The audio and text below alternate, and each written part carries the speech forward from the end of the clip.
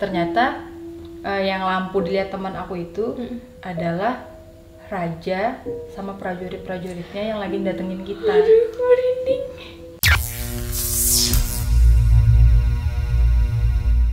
Halo, aku Gusti Gina di channel Gina Samsudin. Selamat datang kembali dan selamat datang buat kamu yang baru di channel ini. Hai guys, gimana kabar kalian? Semoga dalam keadaan sehat dan baik-baik aja.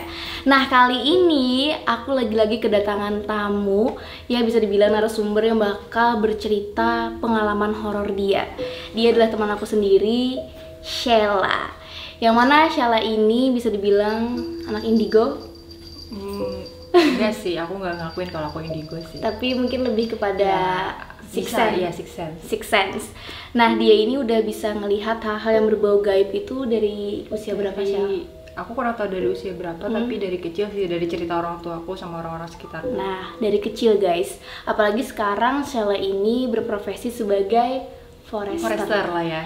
Yang sekarang tinggalnya di Kalimantan Selatan ya. Kalimantan Selatan. Otomatis dia itu sering banget nih ke hutan-hutan Kalimantan. Kalian tahu lah ya hutan Kalimantan itu kayak gimana. Tapi sebelum masuk ke cerita Sheila kali ini, yang sebenarnya cerita ini adalah cerita yang udah aku angkat juga. Tapi itu cuma cerita-cerita yang didengar aja kan, yaitu mengenai kota gaib Saranjana. Nah, kalau Sheila ini bener-bener ngalaminnya guys. Jadi buat kamu yang penasaran, kamu harus pantengin video ini sampai akhir karena Sheila bakal menceritakan pengalaman dia di kota gaib Saranjana. Aku ingetin lagi, jangan lupa untuk subscribe, nyalakan loncengnya biar kamu gak ketinggalan video-video aku selanjutnya. Yuk kita intro dulu.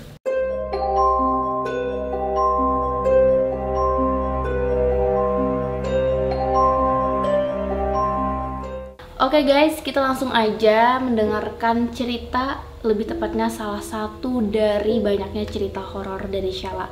Tapi sebelumnya kita lebih kenalan dulu nih sama Sheila. Sheila, boleh perkenalkan diri ke teman-teman di channel ini? Ya. Hai, perkenalkan nama aku Sheila Landus. Aku tinggal di Kalimantan Selatan, Kota Banjarbaru. Sekarang aku berprofesi sebagai forester. Sebelumnya aku nggak mau dibilang indigo ya. Ya karena tadi kalau menurut aku sih indigo itu kan dia bisa melihat masa depan juga. Kalau aku kan cuma untuk mengalami kejadian-kejadian mistis di sekitar aku kayak gitu. Cuma bisa melihat, terus merasakan mereka ada. Tapi untuk melihat bagaimana terjadi mereka seperti itu aku nggak bisa kayak anak indigo. Oh, I see. Oh ya, untuk forester itu sendiri mungkin teman-teman pada asing nih, itu profesi seperti apa, boleh dijelaskan dulu? Jadi forester itu sebenarnya aku latar belakang aku kan pendidikan aku S1 kehutanan. Jadi aku kerja di bidang kehutanan, terus aku kerjanya lebih banyak di lapangan, lebih banyak hutan-hutan, terjun ke lapangan, ke desa-desa terpencil yang ada di Kalimantan kayak gitu. Nah, oke, berarti Sheila ini emang kerjanya lebih ke lapangan, ya, terutama bagian pedesaan, hutan-hutan gitu ya? Hutan-hutan kayak gitu. Pasti tanaman di dalam hutan, terus ngecek-ngecek tanaman di hutan ya kayak gitu. Pokoknya ke dalam hutan lah. Oke, pastinya juga di sana ada pengalaman-pengalaman horor lah ya, pastilah ya. Tapi kali ini kita bakal mendengarkan cerita Sheila itu mengenai pengalaman dia terkait dengan kota gaib Saranjana di Kalimantan Selatan. Pastinya teman-teman juga kalau udah nonton video aku udah ngebahas beberapa part. Nah, ini langsung nih narasumbernya ada di hadapan kalian yang bakal bercerita tentang pengalaman Sheila ketika itu berangkat ke wilayah kota gaib Saranjana. Nah, jadi Saranjana itu kan sebenarnya kota gaib ya, yang ada di Kabupaten Kota Baru di paling ujungnya Kalimantan Selatan. Di luar dari Pulau Kalimantan sih sebenarnya, di pulau tersendiri. Aku kurang inget ya harinya hari apa, tapi tahunnya itu tahun 2019.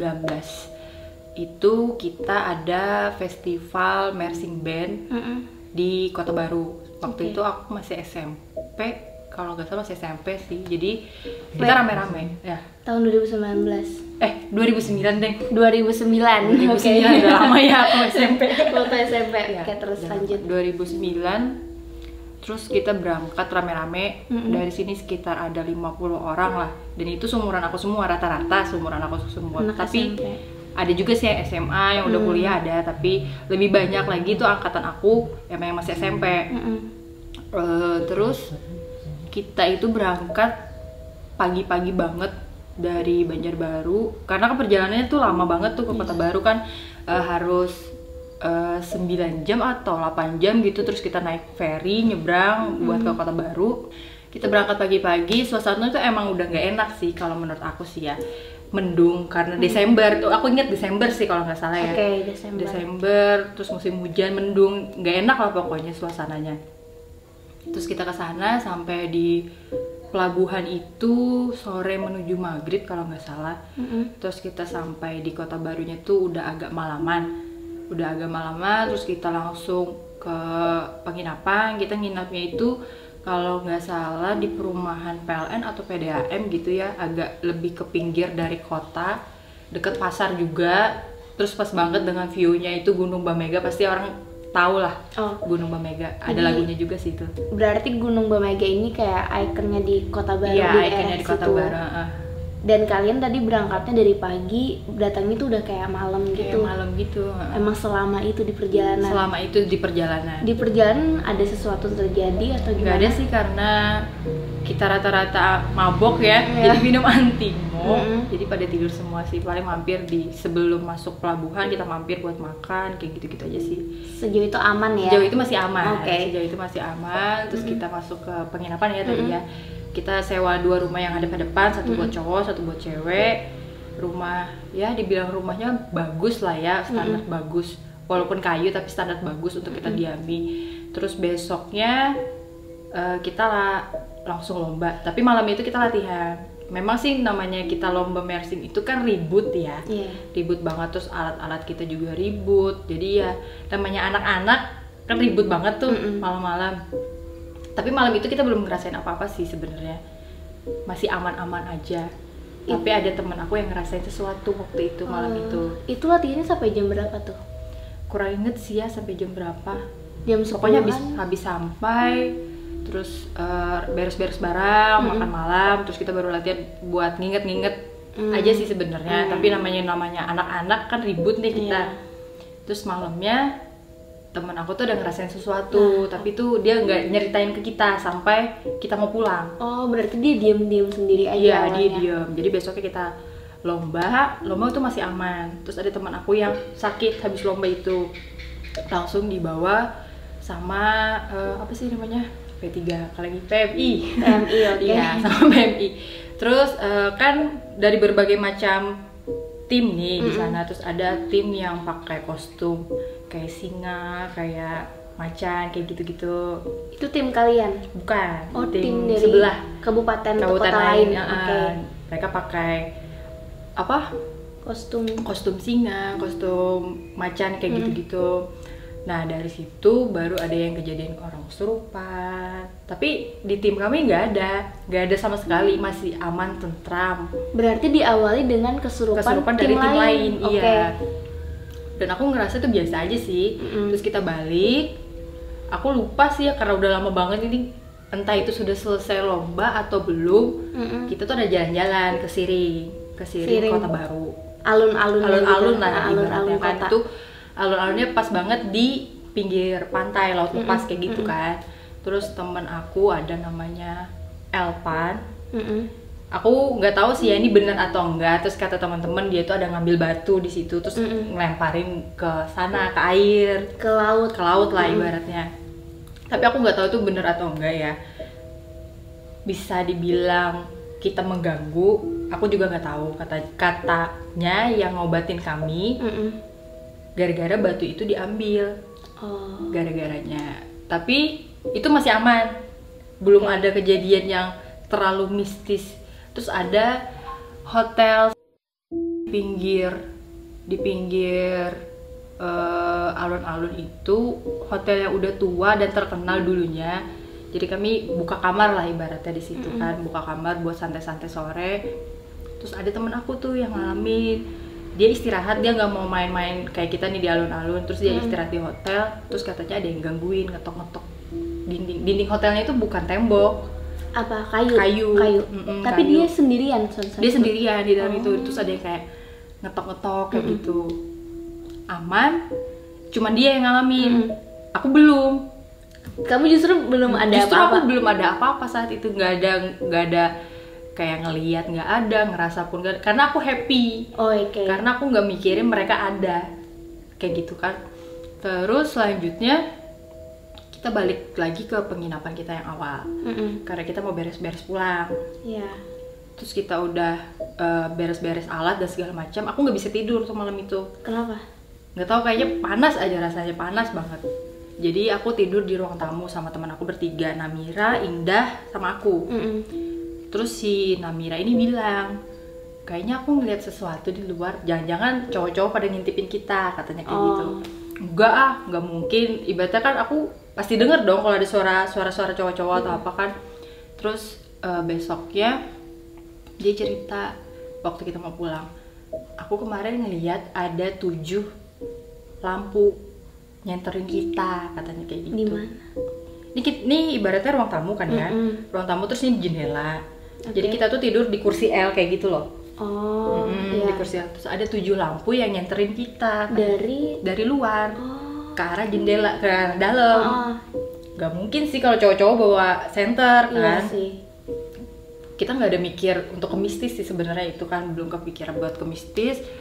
Terus kejadiannya itu kita jadi pulangnya, seingat aku ya, kita jadi pulangnya tuh malam buat nyebrang ferry karena ngantri.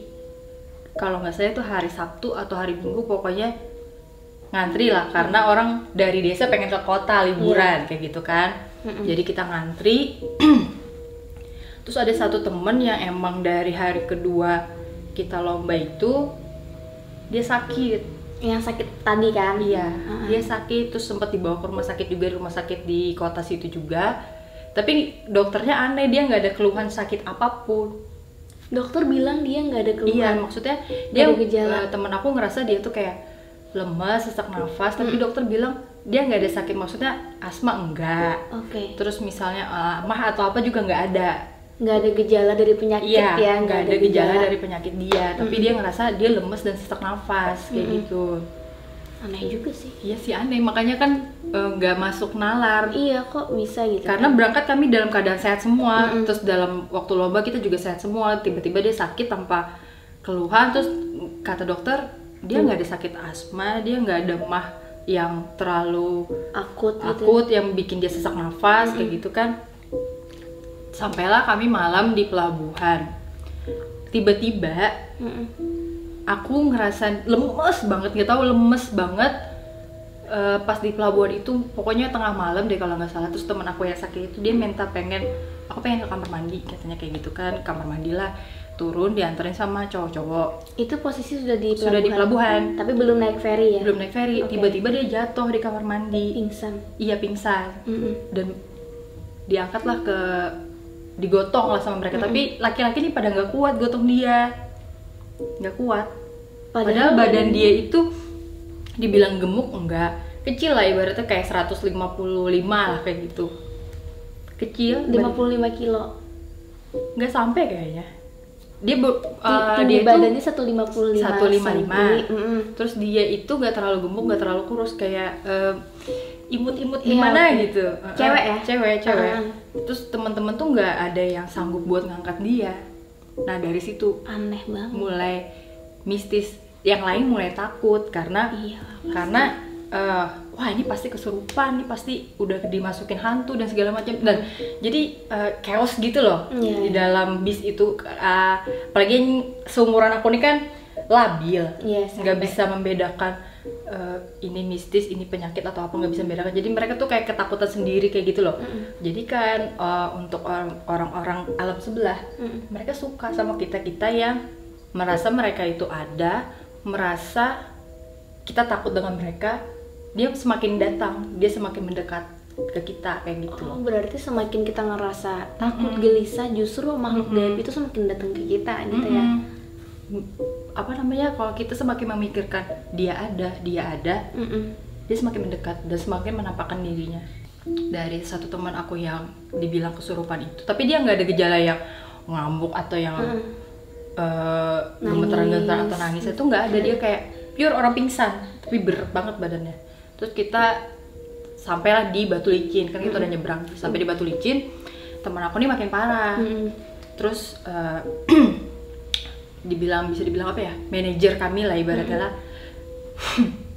Terus kita nginep aja deh, cari klinik atau nggak cari rumah sakit, karena nggak mungkin kita bawa ini anak ke Banjarbaru dalam keadaan kayak gini, makin parah. Karena perjalanan masih Jauh banget ya, untuk ke kota Banjarbaru, dan itu seingat aku sih seharusnya sore atau siang kami harus sudah sampai di Banjarbaru.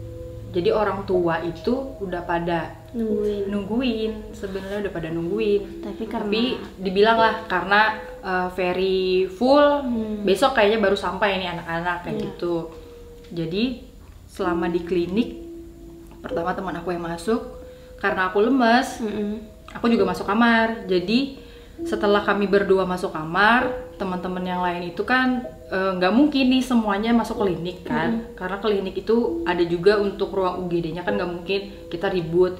Dicarilah rumah di Batu Licin itu buat nginep teman-teman yang lain selain yang sakit. Jadi yang pertama kali masuk itu teman aku yang satu yang parah banget, sama aku yang udah lemes. Terus teman-teman yang lain lagi dicariin rumah. Pas teman-teman cewek lagi nurunin barang-barang, ada namanya teman aku almarhum sih sudah ya, almarhum Agus. Dia tuh ngelihat sosok perempuan, bisa dibilang kayak kuntilanak sih katanya, di atas gedung. Di atas gedung klinik? Iya. Entah di atas gedung klinik atau gedung di sebelahnya kayak gitu ya. Karena aku udah di dalam sih, aku nggak tahu cerita yang itu, detail yang itu. Setelah dia melihat cewek itu, kerasukan lah dia kerasukan, terus teman-teman yang lain jadi makin chaos, kerasukan satu persatu teman-teman aku itu. Terus jadi yang dirawat di klinik itu kami ada berempat. Aku sebutinnya Ili yang paling parah banget, terus ada aku, ada Delila, sama Nofri. Berempat. Iya, berempat itu. Jadi rata-rata ada satu yang kesurupan juga di dalam bis, namanya Kak Yuyun. Itu nggak tahu juga sih kenapa jadi bisa kesurupan. Nggak mungkin karena chaos itu kali ya, mereka ketakutan sendiri kayak gitu. Terus kalau kata orang Banjar sih lemah bulu. Apa ya bahasa Indonesianya kalau lemah bulu? Apa ya? Kayak mungkin kondisi mental itu lemah gitu kan, jadi mudah untuk dimasukin makhluk gaib kayak gitu. Jadi hampir semua cewek-cewek itu kesurupan. Jadi kayak kerasukan massal gitu kan, akhirnya tim kalian. Tapi ada beberapa cewek yang langsung muterin ayat-ayat kursi apa segala macam kayak gitulah, ibaratnya untuk menetralkan suasana sampai besok pagi. Nggak bisa nih kita pulang ke Banjarbaru dengan keadaan kayak gini, karena teman aku yang satu itu masih yang nggak bisa sadarkan diri sama sekali. Yang pingsan kemarin? Iya, masih sesak napas, dia dibantu oksigen itu. Berarti semenjak dia pingsan di pelabuhan sampai keesokan harinya belum sadar? Iya, belum sadar. Hampir, ya sampai pagi lah. Wow, lama banget. Iya, jadi, oh iya, aku nggak tahu ya, kalau kata teman-teman sih, aku sempat koma. Kamu koma di malam itu? Di pagi itu. Di pagi itu? Tapi aku nggak merasa kalau aku koma. Yang kamu rasain apa? Ya aku tidur, aku ngerasain aku tidur. Terus kata teman-teman aku tuh teriak manggilin kakek aku, opung, kan aku orang Batak nih, manggil kakek aku kan opung, jangan pergi, kayak gitu sih. Di mereka cerita aku kayak gitu. Teman-teman kamu ngelihat kamu koma, tapi kamu juga ibaratnya kayak ngigau gitu ya? Ngigau. Dan berteriak manggil opung iya. Kamu. Jadi kami bertiga, aku, Nofri sama Ili tuh ke Banjarbaru pakai ambulan. Berarti kalian yang paling parah? Bisa dibilang kayak gitu sih, tapi yang paling parah itu si Ili sih. Kalau aku ngerasa aku masih ada di dunia aku sendiri, maksudnya masih ada di dunia kita, nggak ada masuk ke dunia apapun kayak gitu. Kalau si Ili ini? Si Ili ini dia hampir masuk ke dunianya Saranjana. Iya. Berarti dia emang ditemuin sama orang Saranjana gitu? Sepertinya seperti itu. Terus gimana lanjutannya? Kelanjutannya itu kita ke ada Habib atau Tabib ya, aku lupa. Masjid terbesar di Batu Licin. Ada pesantrennya juga kalau nggak salah sih ya di situ katanya. Jadi kita mampirlah ke situ. Terus kan aku Nasrani nih. Aku kurang ngerti sih gimana mereka di sana. Terus ke situ, oh iya kalian ada bawa gamelan ya, kayak gitu. Kata si Habib tadi. Iya, ternyata oh iya ada aja. Nggak diselamatin, maksudnya nggak di kalau Dibaca-bacain orang doa. iya, kalau orang Jawa kan ada malam satu suro tuh yang bersihin keris dan segala macam. Nah, gamelan ini asli punya Banjar yang kita bawa ke Kota Baru. Kan ini dua kerajaan nih di Banjar, di Kalimantan Selatan punya dua kerajaan nih. Kerajaan yang ada di Kalimantan Selatannya sendiri sama kerajaan yang ada di Kota Baru. Ya, Saijan itu. Itu dua kerajaan yang berbeda gitu ya. Iya. Berarti kalian ngebawa barang alias si gamelan tadi dari kerajaan Banjar ke kerajaan mereka. Iya. Ternyata itu masalahnya. Ternyata itu inti masalahnya. Oh my god. Inti masalahnya sih itu. Terus ada bumbu-bumbu yang masalah batu, terus masalah kita ribut, kita jorok dan segala macam, namanya anak-anak kan. Tapi masalah utamanya itu ada di gamelan itu. Jadi ada penunggu yang itu yang tidak disukai dengan penunggu di Saranjana kayak gitu sebenarnya. God. Ditambah lagi dengan kita yang over ketakutan, ditambah lagi dengan kita yang ribut. Mungkin orang-orang sana nggak suka dengan keributan yang kita buat kayak gitu, namanya anak-anak kan. Ditambahlah dengan temanku yang lemah Bulu. iya, lemah bulu itu. Jadi sampai di masjid itu semua teman-teman tuh dibacain sesuai dengan agama Islam ya, aku nggak tahu gimana. Terus dimandiin lah si gamelan itu, terus teman-teman satu-satu mandi di sana buat ngilangin aura-aura negatif kayak gitu alam sebelah. dari alam sebelah. Terus kalau aku bingung ya, namanya aku Nasrani, aku harus baca ayat-ayat mereka, aku nggak ngerti. Jadi aku cuman ikutin tata cara mereka aja, ikut mandi kayak gitu. Dari situ aku yang lumayan seger. Tapi sampai Banjarbaru kami bertiga masih di ambulans sih. Kalau cerita dari perawat yang di ambulans tuh aku memang udah mau hilang ceritanya. Maksudnya mau hilangnya gimana? Mau meninggal atau gimana? Iya, sampai nggak ada, dia nggak nemuin detak nadi aku, detak jantung aku juga nggak nemuin kayak gitu waktu di ambulans. Aku juga nggak sadar sih. Ya aku inget, aku cuma mimpi. Mimpi kamu gimana? Aku cuma mimpi ya ketemu kakek aku. Mimpinya aku mimpi cuman ketemu kakek aku, tapi ya nggak tahu lah ya gimana di luar temen aku melihat aku, katanya ya itu tadi aku manggil aku jangan pergi di dalam mimpi aku ketemu kakek aku kayak gitu sih. Kamu ingat nggak gimana detail dari mimpi kamu itu gimana? Kakek aku tuh cuma datang nyamperin aku terus tiba-tiba ninggalin aku kayak gitu di ruang kosong aja gitu ya? Ruang kosong, nggak ada kursi, nggak ada apa, pokoknya ruang kosong cuma ada aku sama kakek aku kayak gitu. Itu kok bisa dibilang mati suri nggak sih kalau sampai nggak ada nadi atau nggak ada detak jantung? Kalau kata mamaku kan punya temen yang bisa ngeliat kayak gitu ke alam-alam sana. Iya, jadi mamaku minta tolong buat teman mamaku tuh ngeliatin aku, ada nggak sih yang masih ngikut aku kayak gitu. Nggak ada. Jadi diceritakan aku itu, kalau kata orang teman mamaku ya, aku itu mau dibawa sama orang Saranjana, ada yang suka kayak gitu. Kamu hampir diculik, ibaratnya diculik ya, kayak temen aku tadi pengen dibawa juga kayak gitu buat jadi mungkin penduduk orang sana atau apa, nggak ngerti juga sih aku yang di sana tuh gimana kotanya. Terus kata teman mama aku itu, aku tuh pengen dibawa tapi aku diselamatin sama arwah kakek aku. Katanya sih kayak gitu. Katanya sih kayak gitu. Ceritanya ini banyak ya, karena mamaku punya temen yang bisa kayak gitu. Terus kami juga karena sesampainya sampai Banjarbaru itu ada masih yang diikutin kayak manajer kami itu. Manajer kami kan punya bayi. Jadi bayinya itu selalu nangis kalau ngelihat beliau. Padahal itu orang tuanya ya? Iya, ayahnya.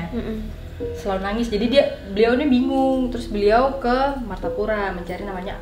Kalau dulu kami taunya namanya Abah Anum. Jadi dicarilah Abah Anum. Oh iya, ada yang masih ngikutin kamu di belakang kayak gitu. Jadi karena beliau merasa diikutin, beliau kepikiran sama kita-kita. Jadi kita dikumpulin lagi buat dibacain sama Abah Anum. Jadi masih emang rata-rata teman aku masih ada yang diikutin kayak gitu. Berarti orang Saranjana ini bisa ngikutin kita walaupun kita udah pergi dari wilayah dia. Iya. Kan? Sebenarnya kalau dalam, aku kurang tahu ya ini benar atau enggak, dalam istilah Banjar nggak boleh menginjakkan kaki, orang kerajaan Banjar nggak boleh menginjakkan kaki di Saranjana. orang Saranjana nggak boleh menginjakkan kaki di sini. Rasanya ada sih. Pantesan. Rasanya tuh ada istilahnya ya. Maksudnya kenapa jadi Saranjana itu ada tuh karena tertutup. Ya, pokoknya adalah cerita Banjarnya kayak gitulah. Kalau mau nanti cari aja sendiri di Google. Aku nggak nyari tahu sih, cuman kayaknya make sense sih. Karena kan aku juga punya pengalaman gitu loh, tapi nggak mau ceritain.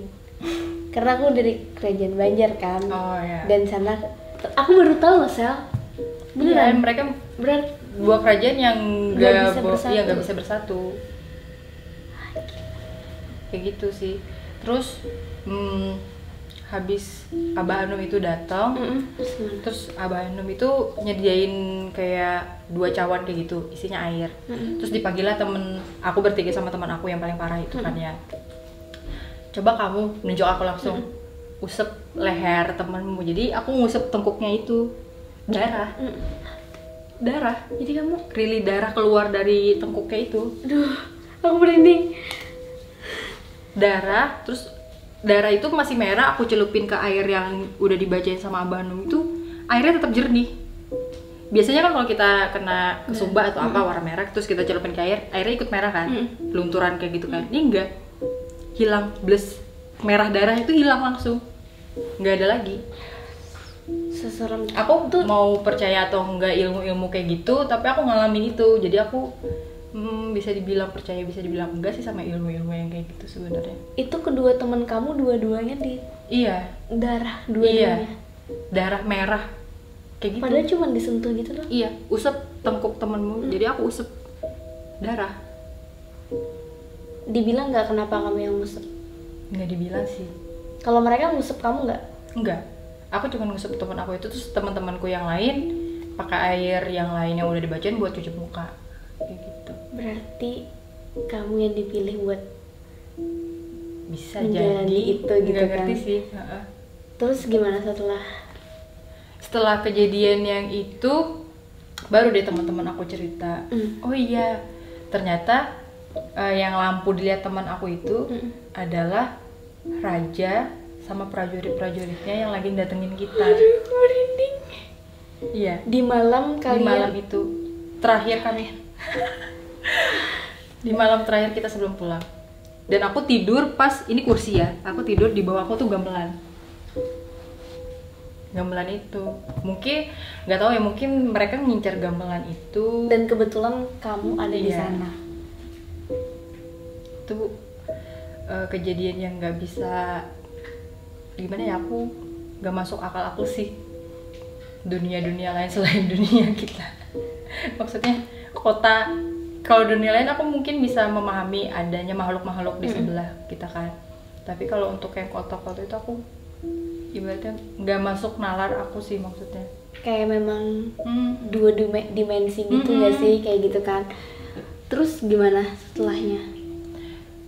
Ya dari situ teman-teman aku baru mau cerita masing-masing apa yang mereka alamin. Terus selama di rumah tuh mereka ternyata ada yang nggak bisa tidur karena emang rumah kita itu lumayan agak serem juga sih. Rumahnya yang kosong, terus banyak foto-foto zaman dulu kayak ibu-ibu pakai kebaya, pakai konde. Agak serem sih rumahnya. Nggak tahu juga kenapa kami dapat rumah yang itu. Nggak tahu sih, kayak udah kealur kali ya, nggak ngerti juga sih. Jadi teman-teman aku ya yang cewek-cewek color guard ya, katanya ada yang nggak bisa tidur karena merasa dilihat dengan si foto ibu-ibu itu kayak gitu-gitu. Terus teman aku yang lihat cahaya center tadi, ternyata mereka baru sadar tuh ada yang diganggu. Terus teman aku yang di hotel diganggu kayak gitu.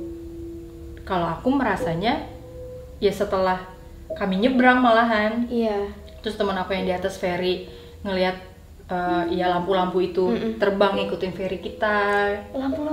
Lampu-lampu yang senter itu, 7 lampu itu. Oh. Ngikutin ferry kita kayak gitu. Jadi kayak terbang aja gitu ngikutin. Temen aku si Indah sih yang cerita itu. Padahal itu berarti lampu yang dipegang sama raja dan prajuritnya. Entah itu lampu atau emang wujud mereka Oh iya. menjadi lampu. Iya sih, bisa jadi itu wujud mereka ya. Iya kan. Duh, merinding lagi kan. Biasanya kalau ketangkap kamera kan yang kayak titik putih kayak gitu.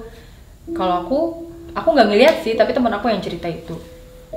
karena waktu itu karena aku keadaannya lemes kan waktu nyebrang, jadi aku nggak keluar buat ngeliat kayak gitu sih. Terus jadi kalau dibilang kalian harus percaya kota Saranjana itu ada, pasti ada, tapi jangan pernah mau ke sana deh. Aku nggak mau sih. Aduh, aku nggak bisa berhenti merinding tuh.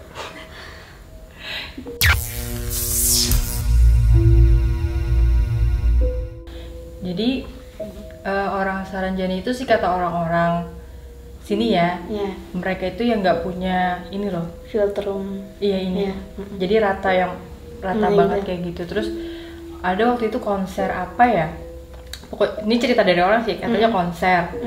Rame banget konsernya, tapi rata-rata orangnya nggak ada ininya. Berarti mereka adalah penonton dari terus kota Saranjana gitu kan. Banyak sih cerita-cerita mistis Saranjana itu model kayak om aku, beliau kan polisi di sana, tugas di sana lah ibaratnya. Terus ada tiba-tiba orang bawa mobil mewah, nanyain alamat, tapi alamat itu nggak ada di situ, tapi tertuju ke Saijaan, kecamatan Saijaan. Mobilnya mewah banget. Terus ya berarti kan orang Saranjana kan tajir-tajir loh. Iya sih. Tapi emang cerita yang kita denger ya sebagai orang Kalimantan Selatan, kota Saranjana itu adalah kota yang sangat-sangat maju dan mereka memang modern, kaya raya. Makanya nggak heran mereka kadang juga belanjanya barang-barang di dunia nyata, maksudnya di dunia manusia kan. Betul. Kayak barang-barang mewah seperti mobil tadi. Mobil mewah, terus kayak tas-tas mewah, Gitu-gitu. Terus nonton konser juga. Emang ada sejarah sih, sebenarnya itu adalah kota yang ditutup dengan biar nggak dilihat sama orang gitu loh. Iya, itu ada sejarahnya. Aku sempet belajar sih, maksudnya bukan belajar, tahu karena dengar lagu. Ada lagu yang menggambarkan tentang Saranjana. Iya benar.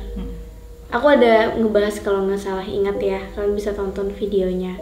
Oke, tadi Sheila udah bilang pas udah sampai di Banjarbaru, udah balik, kalian sampai ketemu dengan Abah Anum juga, ibaratnya orang pintar lah ya. Pintar di sini. Yang menyelesaikan titik akhir penyelesaian dari kasus itu. Iya, karena mereka rupanya sampai balik pun masih diikutin sama orang-orang Saranjana yang menginginkan mereka gitu kan, mau diculik bahkan. Dan setelah itu udah nggak ada lagi sih. Dari kejadian yang Abah Anum ngobatin kita terakhir kali, udah nggak ada lagi kejadian mistis apa-apa yang di teman-teman aku rasain kayak gitu. Sheila pun udah nggak ngalamin juga.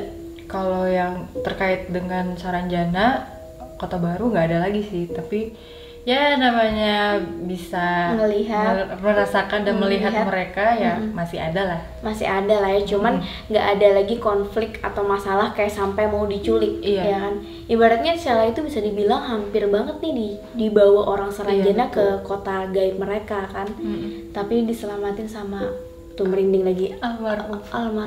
Tapi aku gimana ya, kakek aku kok bisa tahu aku pengen dibawa kayak gitu loh. Iya sih. Aku juga nggak sadar, ibaratnya aku merasa itu kayak mimpi aku biasa-biasa aja, kayak ketemu sama saudara aku yang emang udah nggak ada kayak gitu loh, mimpi-mimpi biasa. Aku nggak ngerasa kalau aku pengen diculik. Mungkin karena kamu keturunan beliau ya, dan beliau sudah di alam yang beda, mungkin tahu ya. Mungkin kita kan nggak ngerti juga sih ilmu atau pengetahuan soal gaib-gaib kayak gitu.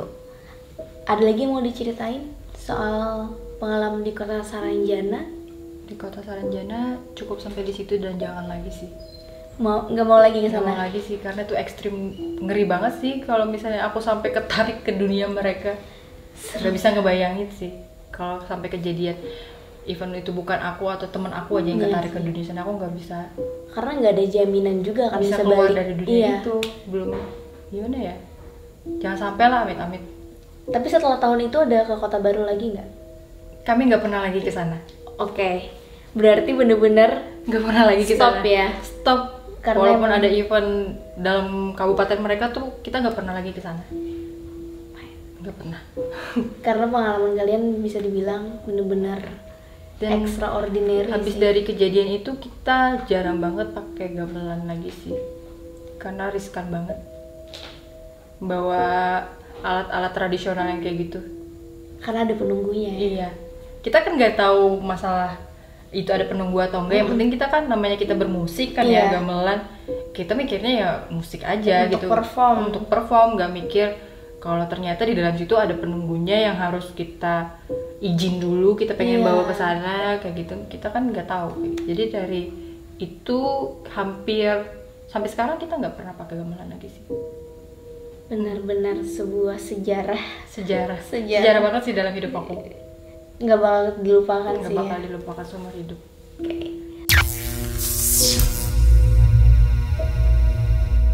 Oke, itu tadi guys cerita dari Sheila.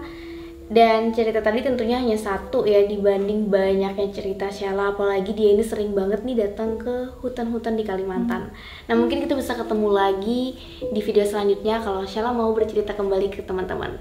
Oh ya, buat teman-teman yang juga pengen lebih kenal sama Sheila, Sheila ini ada di Instagram di Sheila Landus, S-nya ada 3. Terus juga dia bakalan bikin video ya Sheila di YouTube juga, tentunya sharing soal apa nih Sheila di YouTube nanti? Tentang hutan, traveling, adventure, dan mungkin akan berbau horor juga kayaknya. Ya pastilah kalau misalnya ada kejadian di hutan bisa di share ya. Ya nanti aku share Di channel Sheila Landus. Subscribe. Terima kasih sudah nonton video ini. Jangan lupa untuk di like, subscribe, nyalakan loncengnya. Aku Gusti Gina. Aku Sheila Landus. Bye.